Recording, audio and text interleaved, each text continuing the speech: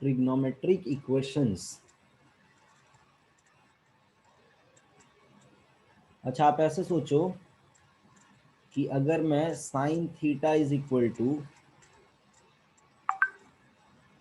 Sign theta is equal to अगर मैं 0 लिखता हूं तो थीटा के क्या क्या वैल्यू हो सकते हैं। साइन थीटा अगर मैं 0 लिखता हूं तो थीटा का क्या क्या वैल्यू हो सकता है। आप क्या करो, साइन थीटा का ग्राफ बनाओ जरा।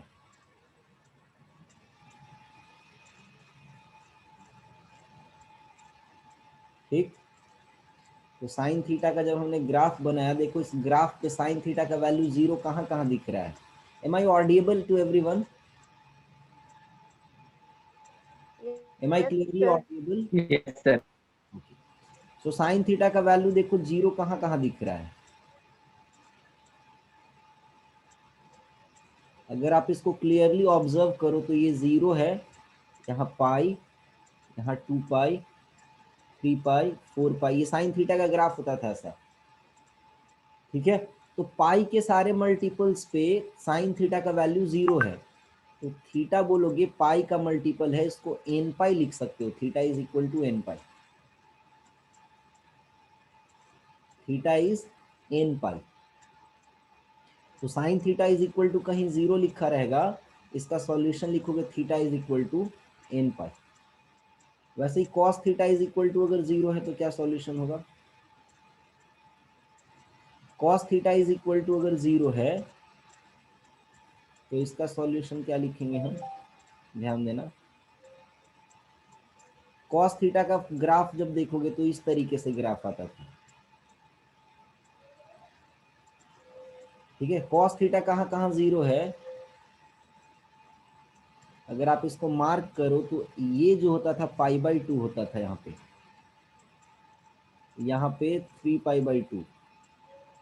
कॉस थीटा के ग्राफ पे देखना, यहाँ 5 पाई बाई 2, यहाँ 7 पाई बाई 2, यहाँ माइनस पाई बाई 2।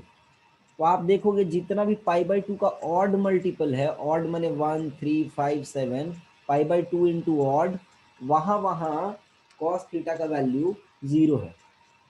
तो थीटा का वैल्यू यहां से लिखोगे 2n plus 1 into pi by 2।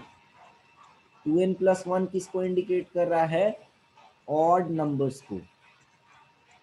2n plus 1 किसके लिए है, ऑड नंबर्स के लिए। देखो इसको ध्यान में रखना, जब इवन नंबर को रिप्रेजेंट करना हो तो नॉर्मली हम 2n से रिप्रेजेंट करेंगे, और ऑड नंबर को अगर रिप्रेजेंट करना हो तो हम 2n माइनस 1 से या 2n प्लस 1 से रिप्रेजेंट कर सकते हैं। ठीक है, और n क्या है, कोई भी इंटीजर है, मान लो n इंटीजर अगर होगा तो 2n जो है हमेशा इवन नंबर आएगा, और 2n माइनस 1 या 2n प्लस 1 ऑड नंबर आएगा। जैसे 2n प्लस 1 में n के जगह 2 रखोगे तो 2 इंटू 2 4, 4 प्लस 1 5, 5 ऑड हो गया। तो ऑड को रिप्रेजेंट करने के लिए 2n प्लस 1 या 2n माइनस 1, और इवन को रिप्रेजेंट करने के लिए 2n। ठीक है, उसी तरीके से अगर tan थीटा 0 हो, ठीक है, tan थीटा 0 हो तो इसको अल्टीमेटली क्या लिख सकते हो आप, ध्यान देना। tan थीटा 0 तो tan थीटा को लिख सकते हो sin theta by cos theta, और यहाँ से फिर से आ जाएगा sin theta is equal to 0। और sin थीटा 0 के लिए सॉल्यूशन क्या है, थीटा इज इक्वल टू इन पाई। ठीक है,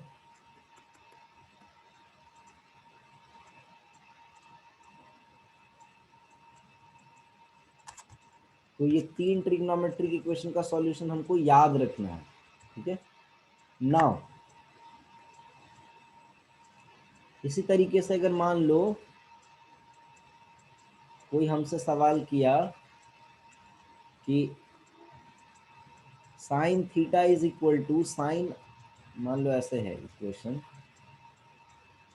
sine theta is equal to sine alpha है, थीटा वेरिएबल है, थीटा वेरिएबल है, अल्फा फिक्स्ड क्वांटिटी है, तो थीटा का वैल्यू क्या होगा। तो देखने में तो बड़ा आसान लगता है कि थीटा अल्फा के बराबर हो जाएगा, बट ऐसे सोचो, आप ध्यान से सोचो यहाँ पे कि अगर मैं थीटा को अल्फा के बराबर रखूंगा तब भी ये साइन अल्फा हो जाएगा, और साइन अल्फा को अगर मैं चाहूँ तो साइन पाई माइनस अल्फा भी लिख सकता हूँ। इसी को अगर मैं चाहूँ तो साइन 2 पाई प्लस अल्फा भी लिख सकता हूँ। तो थीटा चाहे तो पाई माइनस अल्फा के बराबर भी हो सकता है, 2 पाई प्लस अल्फा के बराबर भी हो सकता है। कहने का मोटा मोटी मतलब ये है कि अल्फा के लिए बराबर तो आएगा ही, बट अल्फा के अलावा भी बहुत सारे एंगल होगा। जैसे मान लो sine theta is equal to sine 30 degree दिया हुआ, तो साइन थीटा की जगह 30 डिग्री रखोगे तब भी ये इक्वल आ जाएगा। लेकिन मैं बोल रहा हूँ कि थीटा की जगह 180 डिग्री माइनस 30 डिग्री भी रखोगे तब भी सेम आ जाएगा, क्योंकि sine 180 degree minus 30 degree ultimately become sine 30 degree. तो इतना आंसर भी सही हो जाएगा। फिर अगर 360 डिग्री प्लस 30 डिग्री भी रखते हो तब भी जो आंसर आएगा उसके लिए एलएचएस और आरएचएस इक्वल हो जाएंगे। तो थीटा का वैल्यू सिर्फ अल्फा नहीं होगा, अल्फा तो होगा ही होगा, अल्फा के अलावा भी बहुत सारे एंगल्स आंसर हो सकते हैं। तो ये कैसे हम फाइंड आउट करें कि क्या क्या होगा, इसके लिए देखो ऐसे लिखते हैं, इसको सॉल्व करो।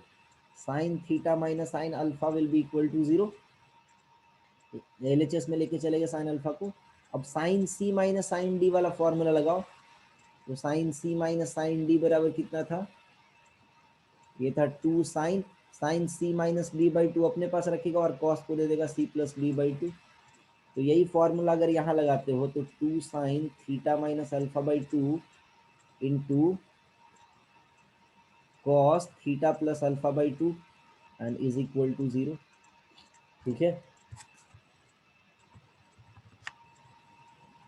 अब इसको जरा समझो। यहाँ से ये लिख सकते हो, या तो sine theta minus alpha by to 0 होगा, या cos theta plus alpha by to 0 होगा। तो यहाँ से लिख सकते हो theta minus alpha by two, ये 0 होने के लिए एंगल का वैल्यू कितना होता था एन पाई, और कॉस वाला पार्ट 0 होने के लिए एंगल का वैल्यू कितना होता था 2n plus 1 pi by to. N integer है, ध्यान देना। तो यहाँ से थीटा माइनस अल्फा जो है वो 2n पाई हो जाएगा, और यहाँ से थीटा प्लस अल्फा ये 2 कैंसिल आउट हो जाएगा, 2n प्लस 1 पाई हो जाएगा। तो यहाँ से theta will be equal to 2n pi plus alpha, और यहाँ से theta will be equal to 2n plus pi minus alpha. इसको जनरल सॉल्यूशन बोलते हैं ट्रिग्नोमेट्रिक इक्वेशन का। ठीक है, ये जनरल सॉल्यूशन है ट्रिग्नोमेट्रिक इक्वेशन का।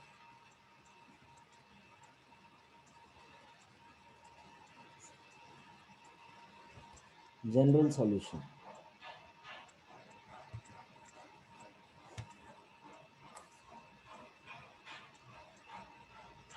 तो ये थीटा के वैल्यू हो गए। तो याद रखना है कि अच्छा, इसको जब एक में कंबाइन करके लोग लिखता है, इसी आंसर्स को जब एक में कंबाइन करते हैं तो इसको ऐसा भी लिखा जा सकता है। इसी को लिखने का दूसरा तरीका ये भी हो सकता है, देखो ट्रिग्नोमेट्री में, ट्रिग्नोमेट्रिक इक्वेशन में एक ही चीज को लिखने का कई सारा तरीका हो सकता है। तो देखो इससे क्या मिलेगा, अगर एन के जगह इंटीजर रखना स्टार्ट करोगे, मान लो 0 रखते हो तुम, तो एन के जगह 0 अगर रखोगे तो क्या मिलेगा, theta is equal to alpha. N के जगह अगर 1 रखोगे तो क्या मिलेगा, 2 पाई प्लस अल्फा। एन के जगह 2 रखोगे तो क्या मिलेगा, 4 पाई प्लस अल्फा।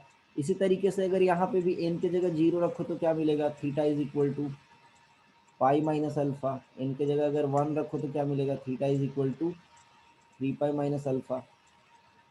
एन के जगह अगर 2 रखो तो क्या मिलेगा, theta is equal to 5 pi minus alpha. यहाँ भी अगर एन के जगह 0 रखो तो क्या मिलेगा,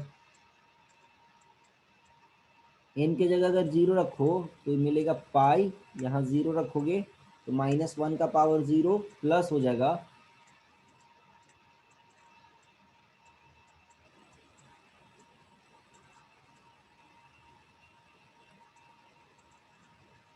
एक सेकेंड, एन की जगह 0 रखोगे तो ये तो 0 हो गया, -1 का power 0 will be 1, into alpha, समझ रहे हो बात को, तो ये अल्फा के बराबर आ जाएगा। एन के जगह अगर 1 रखोगे तो ये हो जाएगा पाई, और 1 रखोगे तो ये हो जाएगा माइनस अल्फा।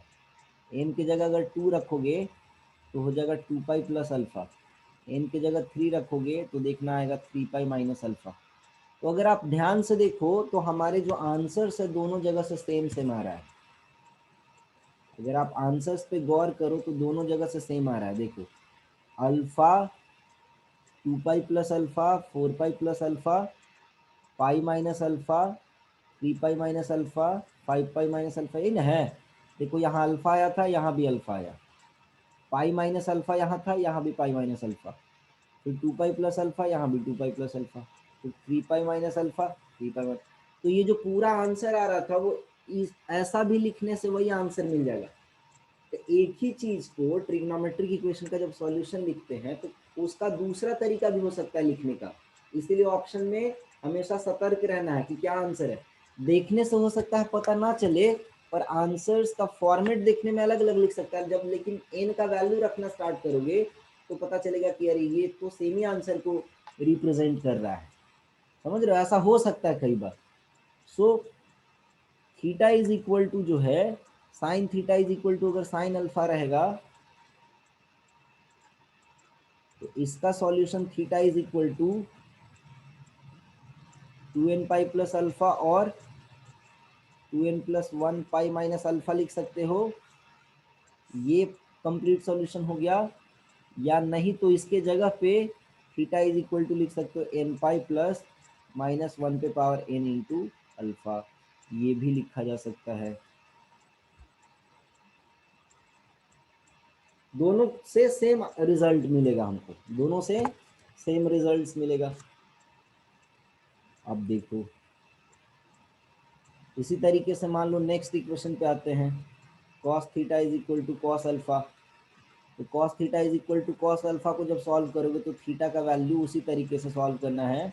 ये होमवर्क रहेगा, इसको इधर ले जाके cos c minus cos d का फॉर्मूला लगाना, फिर सिंप्लीफाई करना। तो ये आएगा 2n pi plus minus alpha के बराबर, 2n pi plus minus alpha के बराबर आएगा यहाँ से। और tan theta is equal to, अगर tan अल्फा को सॉल्व करोगे, ठीक है, तो थीटा इज इक्वल टू कितना आएगा n पाई प्लस अल्फा। तो ये सब का सॉल्यूशन हमको याद रखना है, ठीक है। यहाँ से समझ लो कुछ बातों को। इसको कैसे करोगे ये, तो इसको लिखना sine theta by cos theta, इसको लिखना sine alpha by cos alpha. तो ये हो जाएगा sine theta into cos alpha is equal to sine alpha into cos theta. यहाँ से फिर लिखो इसको sine theta into cos alpha minus cos theta into sine alpha is equal to 0। यहाँ से लिखोगे आप sine of theta minus alpha is equal to 0, sine A minus B का फॉर्मूला हो गया ये। उसके बाद यहाँ से लिखोगे थीटा माइनस अल्फा, साइन के कौन सा एंगल के लिए साइन का वैल्यू 0, तो एन पाई के लिए, पहला जो इक्वेशन हम लोग लिखे थे। तो यहाँ से थीटा का वैल्यू आ जाएगा एन पाई प्लस अल्फा। तो बेसिकली हमने 6 ट्रिग्नोमेट्रिक इक्वेशन का सॉल्यूशन यहाँ पढ़ा। क्या क्या, फिर मैं रिकैप कर रहा हूँ। Sine theta is equal to 0, theta is equal to n pi, ठीक। Cos theta is equal to 0, theta is equal to 2n plus 1 pi by 2। याद करना पड़ेगा, रट्टा भी मारना पड़ेगा, इसको समझ तो लिए ही याद भी कर जाना इसको। फिर tan theta is equal to 0, theta is equal to वही एन पाई, ठीक। 3 हो गया ये।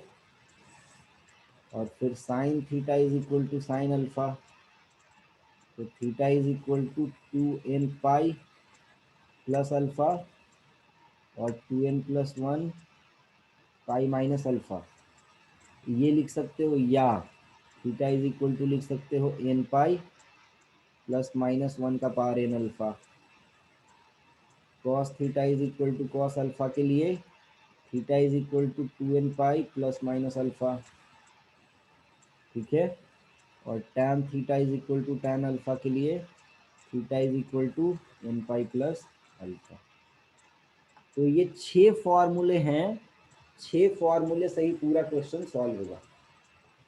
ये 6 क्वेश्चंस, 6 फॉर्मूले से ही ट्रिग्नोमेट्रिक इक्वेशंस के पूरे क्वेश्चन सॉल्व होंगे। अब देखो एक बात को हमेशा ध्यान में रखना कि जैसे ये फॉर्मेट है आंसर का, तो हो सकता है फॉर्मेट कुछ और लिखा हुआ मिले, हो सकता है फॉर्मेट कुछ और लिखा हुआ मिलेगा, लेकिन आप देखना कि एक्सपैंड करने से क्या आंसर सेम मिल रहा है, ये बात को देखना है। एक्सपैंड करने से आंसर सेम मिल रहा है क्या, इस बात को ध्यान में रखना है। समझ गए, इसको खाली ध्यान में रखना है। एन का वैल्यू जब हम इंटीजर रखना स्टार्ट करेंगे 0 1 2 3 4 5, तो क्या आंसर्स हमको सेम मिल रहे हैं, -1 -2 भी रख सकते हैं, इसको ध्यान में रखना है। सर आंसर्स का फॉर्मेट देखने में कई बार अलग लग सकता है, पर जब एक्सपैंड करके देखोगे अगर सेम मिल रहा है तो समझ जाना सही है, सेम है। क्वेश्चन कैसे रहेगा, अच्छा ये तो हुआ जनरल सॉल्यूशन, कुछ होता है पार्टिकुलर सॉल्यूशन या प्रिंसिपल सॉल्यूशन। पर्टिकुलर सॉल्यूशन क्या होता है, पर्टिकुलर सॉल्यूशन का मतलब होता है कि इंटरवल डिफाइंड रहेगा, interval for solution is defined. जैसे मान लो आपको बोल दिया कि सॉल्यूशन निकालो sine theta is equal to sine alpha का, लेकिन थीटा जो है 0 से पाई के बीच में होना चाहिए, तो उसी जनरल सॉल्यूशन में एन का वैल्यू पुट कर करके देखते जाना है, और उसमें देखेंगे कौन कौन वैल्यू 0 से पाई के बीच में लाई कर रहा है, वही आंसर को खाली लिखेंगे, तो उसको बोलते हैं पर्टिकुलर सॉल्यूशन। एक होता प्रिंसिपल सॉल्यूशन,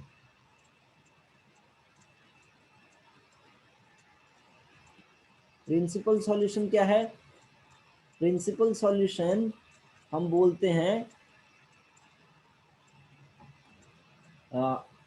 जब इंटरवल जो है ना हम 0 से 2 पाई लेते हैं, उस समय जो सॉल्यूशन मिलेगा उसको बोल देते हैं हम प्रिंसिपल सॉल्यूशन। 0 से 2 पाई में जो भी सॉल्यूशन मिलेगा, है ना, एंगल के लिए 0 से 2 पाई में जो भी सॉल्यूशन मिलेगा उसको बोलेंगे हम प्रिंसिपल सॉल्यूशन। अब एक और बात समझ लेना, जनरल सॉल्यूशन में कोई भी सॉल्यूशन छूटना नहीं चाहिए, अदरवाइज हम उसको जनरल सॉल्यूशन नहीं बोलेंगे। मान लो हमारा आंसर आ रहा है theta is equal to n pi by 4 या एन पाई बाई 3 आ रहा है, मान लो ये दोनों आंसर है फॉर एग्जाम्पल किसी क्वेश्चन के लिए, तो अगर आपसे पूछेगा कि क्या theta is equal to n pi by 4 solution है इस इक्वेशन का, तो आप बोलोगे यस।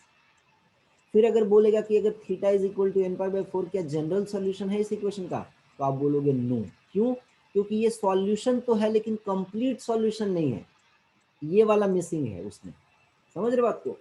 तो कंप्लीट सॉल्यूशन में से अगर कुछ भी मिसिंग है तो उसको जनरल सॉल्यूशन नहीं बोलेंगे, जनरल सॉल्यूशन सिर्फ और सिर्फ तभी बोलेंगे जब वो कंप्लीट सॉल्यूशन है, कुछ भी उसमें छूट नहीं रहा है, समझ रहे हो। पर्टिकुलर सॉल्यूशन या प्रिंसिपल सॉल्यूशन को जनरल सॉल्यूशन नहीं बोलेंगे, वो एक पर्टिकुलर इंटरवल में खाली सॉल्यूशन है, वो जनरल सॉल्यूशन नहीं। जनरल सॉल्यूशन का मतलब हो गया कि कोई भी एक भी आंसर छूटना नहीं चाहिए उसमें, एक भी आंसर अगर छूट रहा है तो उसको हम जनरल सॉल्यूशन नहीं बोलेंगे। हाँ सॉल्यूशन बोल सकते हैं, उस ट्रिग्नोमेट्रिक इक्वेशन का सॉल्यूशन बोल सकते हैं, बट जनरल सॉल्यूशन नहीं बोल सकते। जनरल सॉल्यूशन मैंने क्या, एक भी सॉल्यूशन उसमें छूटना नहीं चाहिए, क्लियर है। चलो अब हम कुछ क्वेश्चंस करेंगे और देखते हैं। जैसे क्वेश्चन है, मान लो sine theta is equal to 1, ठीक है, फाइंड करना है जनरल सॉल्यूशन। क्वेश्चन है find general solution, sine theta is equal to 1 का जनरल सॉल्यूशन निकालना है। तो क्या करोगे आप, sine theta is equal to 1 किसके बराबर होता है, साइन पाई बाई 2 के, तो अल्फा के जगह समझ लो यहाँ पाई बाई 2 है। अब देखो sine theta is equal to sine alpha का सॉल्यूशन क्या है जी, यहाँ से देखो sine theta is equal to sine alpha का सॉल्यूशन क्या है,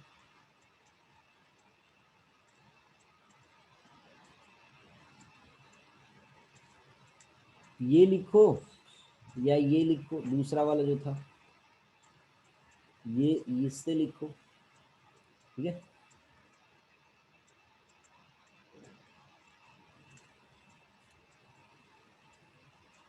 तो मान लो अगर हम इसको लिखते हैं यहां से, theta is equal to n pi plus minus one का पावर एन अल्फा, अल्फा की जगह यहाँ है पाई बाई टू, ये सॉल्यूशन लिख दिए। बट मान लो इसका आंसर कितना दिया हुआ है, ऑप्शन देखोगे इसका आंसर दिया हुआ रहेगा 4n plus one pi by to, ऐसा आंसर दिया हुआ है। दोनों मैच नहीं कर रहा देखने में, दोनों देखने में मैच नहीं कर रहा है, बट सच्चाई ये है कि दोनों आंसर सेम है। कैसे पता चलेगा, आप n इज इक्वल टू जैसे जीरो रखो, तो n is equal to zero रखोगे कितना मिलेगा, pi by two. n is equal to one रखो, n is equal to one रख के देखो कितना मिलेगा, वन रखोगे यहाँ पाई, यहाँ वन रखोगे माइनस पाई बाई टू, तो फिर से पाई बाई टू ही आ गया, कोई बात नहीं। n is equal to two रखो, देखो कितना आता है, n is equal to two रखोगे तो two pi plus pi by two, यह आ जाएगा five pi by two. n is equal to three रखोगे, देखना यह आ जाएगा three pi minus pi by two, और यह आ जाएगा फिर से फाइव पाई बाई टू, वही आंसर आ गया फिर से। इस तरीके से अगर n is equal to four रखोगे, देखना यह आ जाएगा nine pi by two. n is equal to five पे भी देखना आ जाएगा नाइन पाई बाई टू। आप क्या देख रहे हो, पाई by to, five pi by to, nine pi by to, इस टाइप का आ रहा है। 159, 159 इस टाइप का नंबर आ रहा है, 159 इस टाइप का नंबर आ रहा है, 159। अगर आप ध्यान से देखो तो इससे भी तो वही आंसर आएगा भाई। n की जगह अगर जीरो रखोगे तो यहाँ से भी पाई बाई टू आएगा, n की जगह वन रखोगे तो यहाँ से भी थ्री पाई बाई टू आएगा, नहीं फाइव पाई बाई टू आएगा।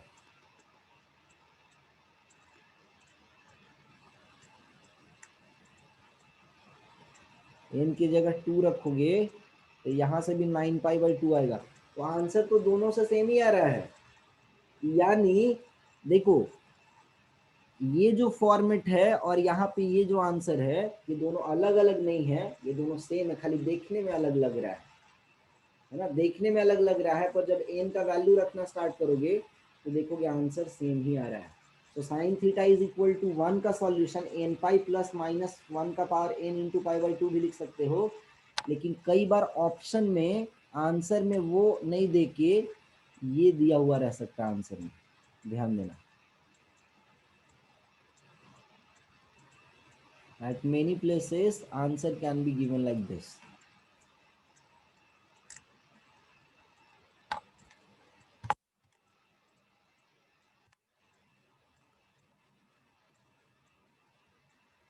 तो वो चीज हमको थोड़ा सा चेक करना पड़ेगा कि वही चीज लिखा हुआ है क्या, ठीक है ना।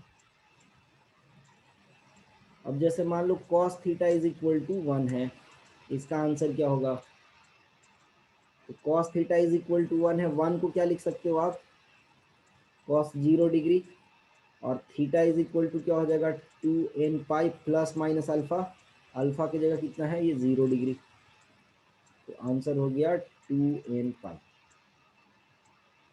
सिंपल। ऐसे ही मान लो एक क्वेश्चन है कि tan theta is equal to one है, इसका सॉल्यूशन क्या होगा, तो यहाँ से ये हो गया tan थीटा और वन का वैल्यू हो गया tan pi by four, correct. और थीटा इज इक्वल टू क्या लिखोगे, एन पाई प्लस अल्फा था, अल्फा की जगह कितना है पाई बाई फोर। सॉल्यूशन याद करना पड़ेगा, tan theta is equal to tan alpha का सॉल्यूशन क्या है, theta is equal to n pi plus alpha, तो अल्फा की जगह यहाँ पाई बाई फोर है, तो n pi plus pi by four इसका जनरल सॉल्यूशन हो गया। सब में ये ध्यान रखना कि एन जो है वो कोई इंटीजर है, n is some integer, n belongs to i, यानी n belongs to some integer।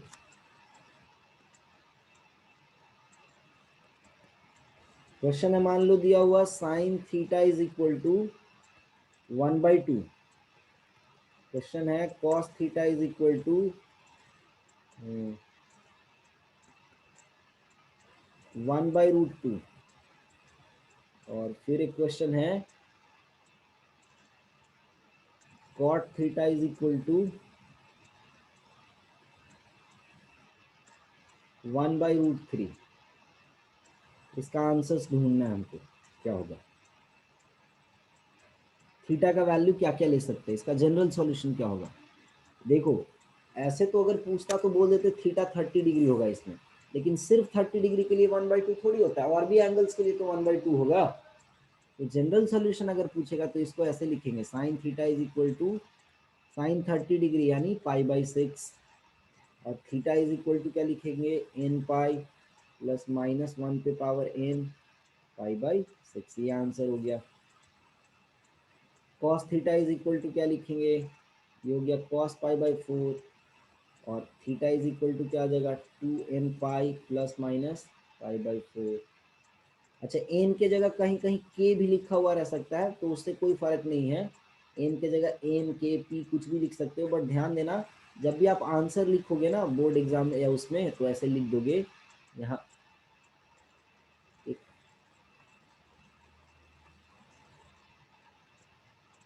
इसको इस तरीके से लिखते हुए that n belongs to some integer. ये लिखना ज़रूरी है, मैं सब में लिख नहीं रहा हूँ बट ये लिखना ज़रूरी है, तभी कंप्लीट आंसर होगा, नहीं तो मार्क्स कट जाएगा। फिर यहाँ से कॉट थीटा के लिए तो हम लोगों ने पढ़ा नहीं, तो इसको टैन में कन्वर्ट करो।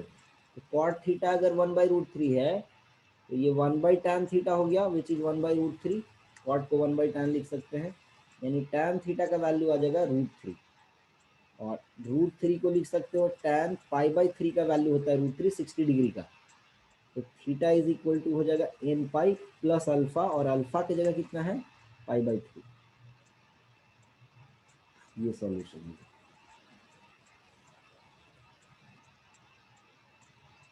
n belongs to some integer।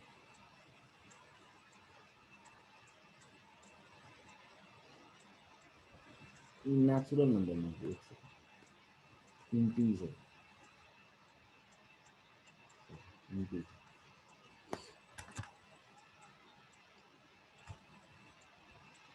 समझ आया क्या सबको? तो जल्दी से फटाफट मुझे इन तीनों इक्वेशंस का जनरल सॉल्यूशन बताओ क्या होगा। cosec theta is equal to 2/√3,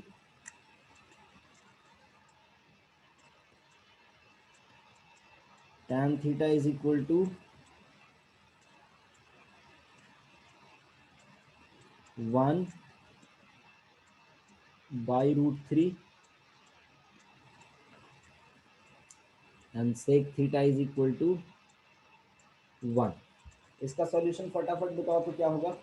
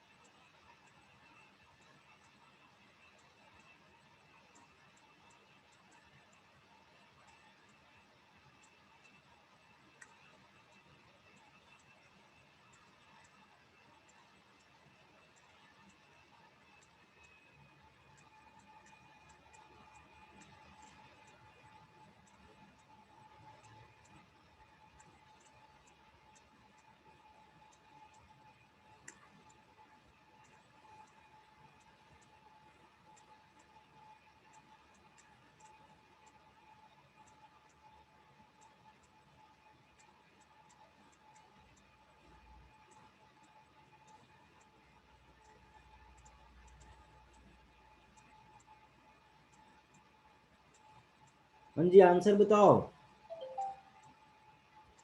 chat box में आंसर अगर लिख सकते हो तो लिखो, हालांकि लिखना तो थोड़ा मुश्किल है, तो कोई अनम्यूट करके बता सकते हो आंसर।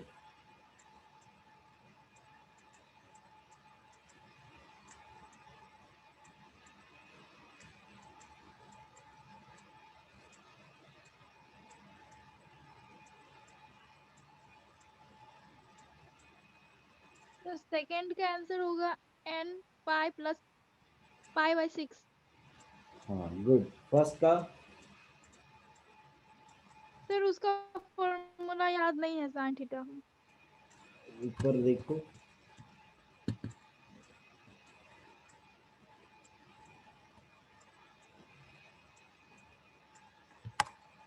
एक बार फॉर्मूला देख लो या नोट डाउन कर लो, क्योंकि बार बार जरूरत पड़ेगा अभी।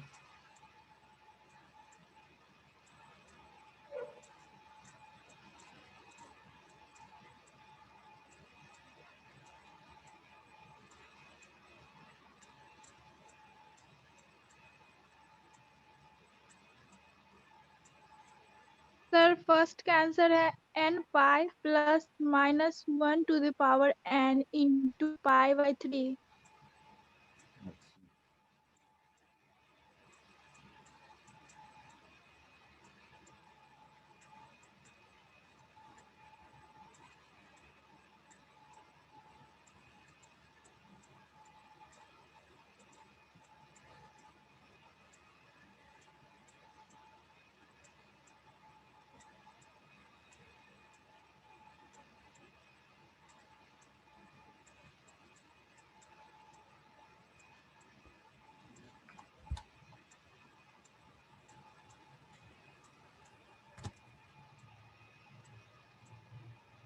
चलो रिज्वाइन करो तो मीटिंग सब लोग इसी लिंक से।